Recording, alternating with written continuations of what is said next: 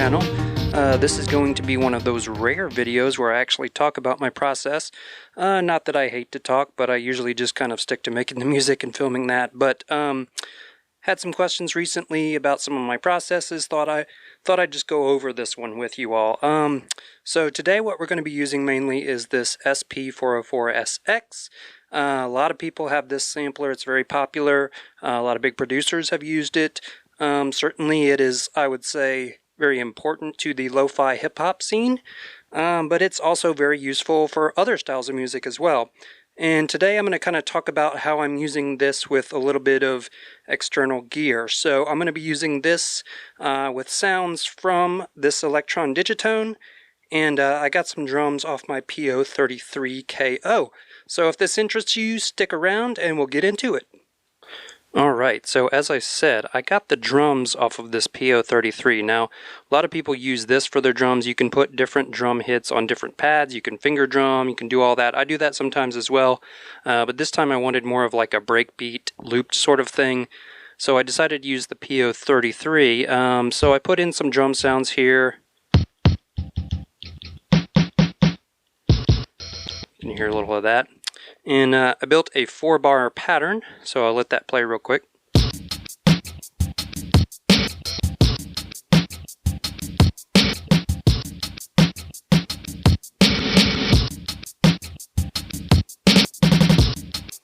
Alright, added a little hi-hat on top. You can see I've got some of the performance effects there that I put into the sequence of the PO-33.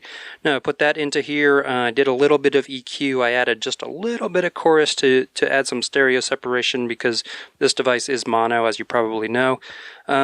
So what we've got here, we've got that on a loop on one of these pads.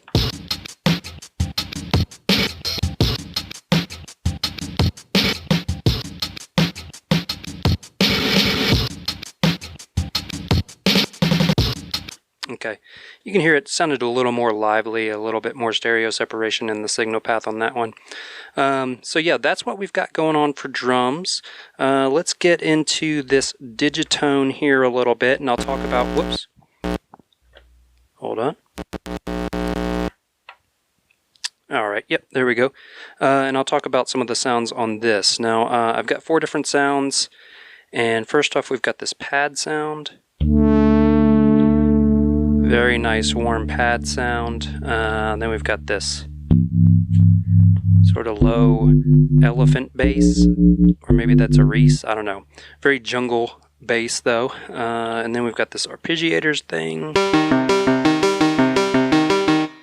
Kind of like a piano, I guess it suggests piano. And then we've got this weird kind of bell lead sound on there.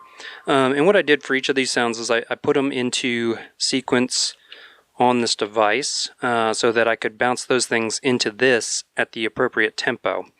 And we'll start with this one. I'll just kind of unmute things so you can hear what it's doing.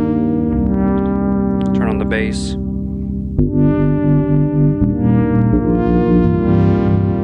Turn down just a little bit. Okay.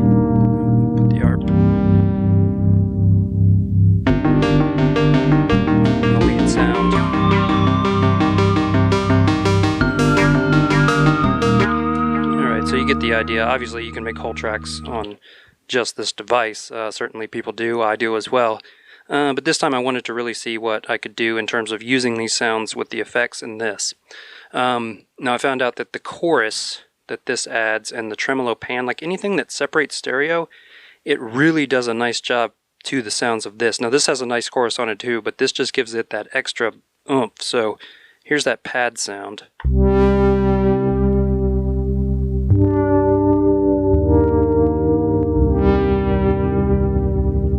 Nice. And here, just so you can hear the comparison. It's a little quieter, but you can tell it's more linear. Whereas this is all over.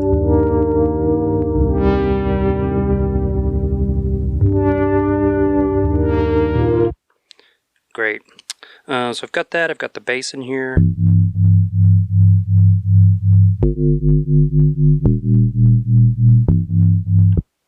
Added a little chorus to that. A chorus, or bass loves chorus usually. Obviously there's always exceptions to the rule, but synth bass and chorus are good friends. Let's see, here's that ARP sound.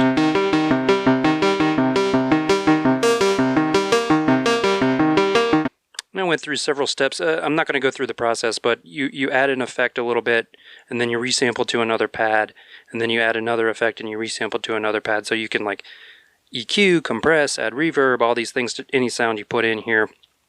And that's what I did to get to the final sounds that are on the pads now. Here's that lead sound.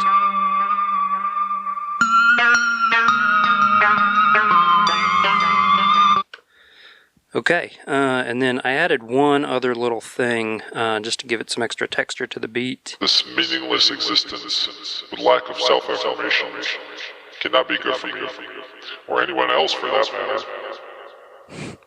Real cheery message on that one. I guess it went well with the sort of dark tone of the music though. But yeah, once you got things together, you can kind of...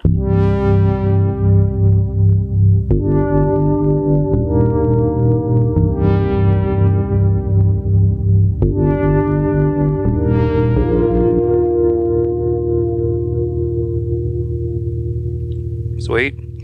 Yeah, so that's basically what I did. Like I said, beats from this first, bounced into here to create a loop, and then I got pads, bass, arpeggiator, and leads out of the Digitone, sampled those in there, and then I found that voice, and then you basically just end up with a kit. And what I do is just live play and trigger different pads to come in at different times to kind of make an arrangement of a song. So if you have any other questions after this overview, let me know in the comments below. If you're new to the channel, hit subscribe. I make lots of content like this. Hit like. Let me know if you dug it, or don't like it if you don't. But let me know if you don't like it too. I'd like to know why. So yeah, that's it. Thanks for watching. Like I said, let me know if you have questions, and I'll finish out the video here with a jam.